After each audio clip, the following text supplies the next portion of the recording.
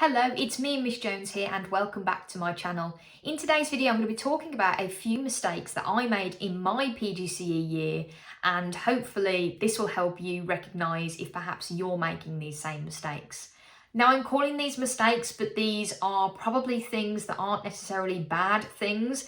They're just more so things that I wish I'd have been more mindful of and reflected on during my PGCE year, because I think it would have really helped me when it came towards my own mental health. First thing I'm going to talk about is actually one of my traits that I know that I'm like as a person, and that is perfectionism. Perfectionism isn't going to be something that's going to help you in your PGCE year, and the reason why is that not every single thing naturally is going to go perfectly. My perfectionism really hit in when it came towards lesson planning, and that's because I didn't realise when I started off how necessary adapting was going to be. I would create these beautiful lessons and have these very structured lessons with beautiful activities, and sometimes in lessons they wouldn't plan out in the way that I envisioned them to, and that's okay.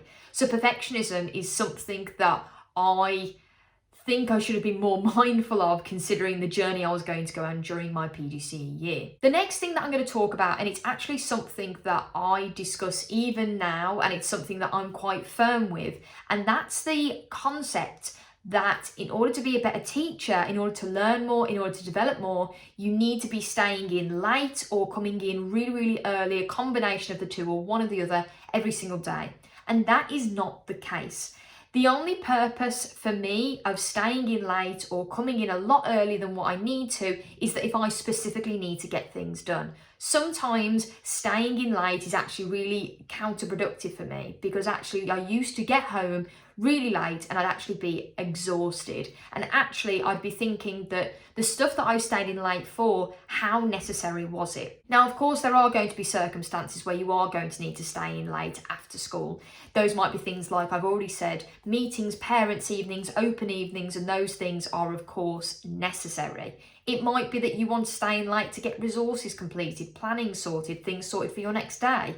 The same as coming in early to school. And I'm not saying that those are bad things, but don't feel pressured that you have to be staying in really late or coming in really early every morning to make you a better teacher. It's not always the case. Next thing I'm going to say is focusing too much on what other people think.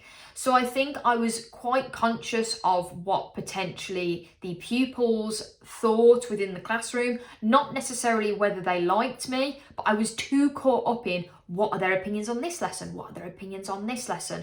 I was too caught up in what other teachers potentially might think, what my mentor might think, rather than just delivering what I thought was best. And that's something that even now that I really stand by, that actually, as long as you are planning something with a clear outcome and you have your pupils in mind, don't worry too much on what other people are going to think. Naturally, everybody's going to have their own opinion, and some people are going to give feedback that you might question or you might disagree with.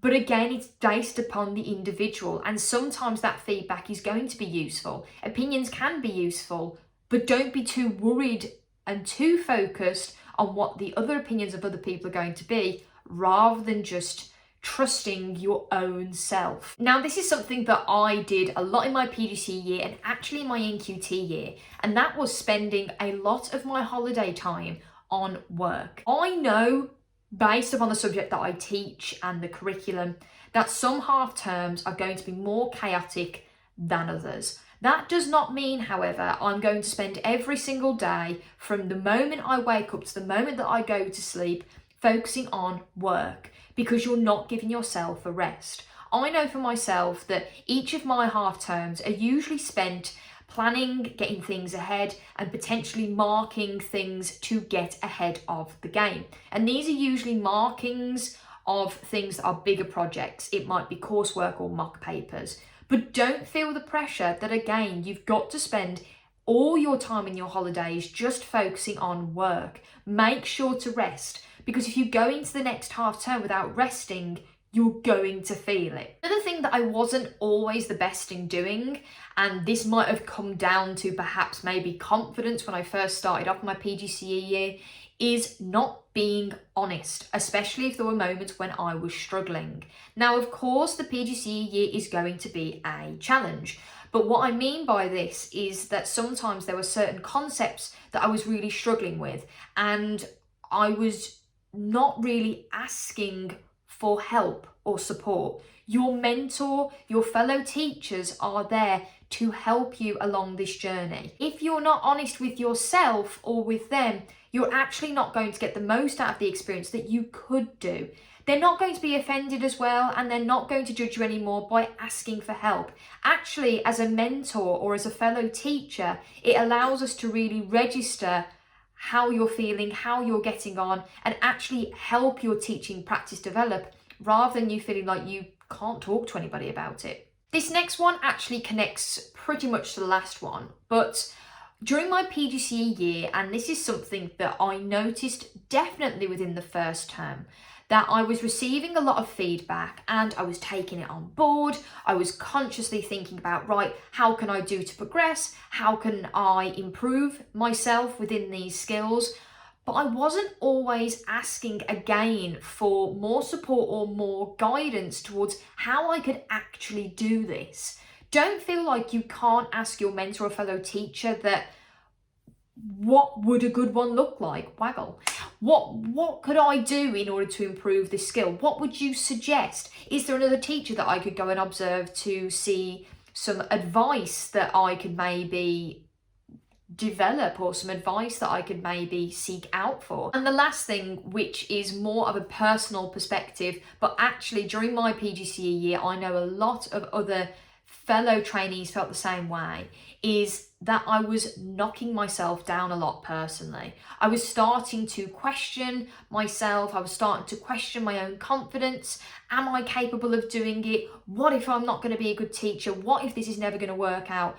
And it will. Remember, with things like feedback, observations, all of those things that you're going to experience during this year, it's not personal. Just because you're going to receive potentially some feedback that's going to be some criticism doesn't mean that it's a personal attack on you. Your mentor or your trainee school is there to help you become the best teacher that you can be. Not every single lesson that you're going to deliver is going to be outstanding.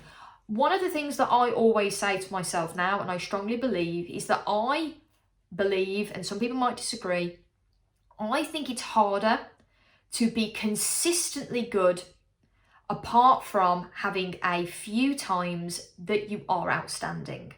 I think the best teachers are those that are consistent, and those that consistently, it's not about even being good, it's thinking about consistently striving to move forward. Even myself, I know I'm not a master in absolutely everything, because there are some things that I think I really excel in, and another teacher will excel in something slightly different. It doesn't mean that I'm bad in it, it's just that they have perhaps a different strategy or a different method towards that particular skill that I currently have. Does that mean that teacher is any better than me? Not necessarily. I think it's being mindful of not judging yourself too much against other people. When you qualify and when you've had a few years in teaching, you will notice that every teacher is different within their own right. Every teacher's methods are slightly different, their strategies within the classroom.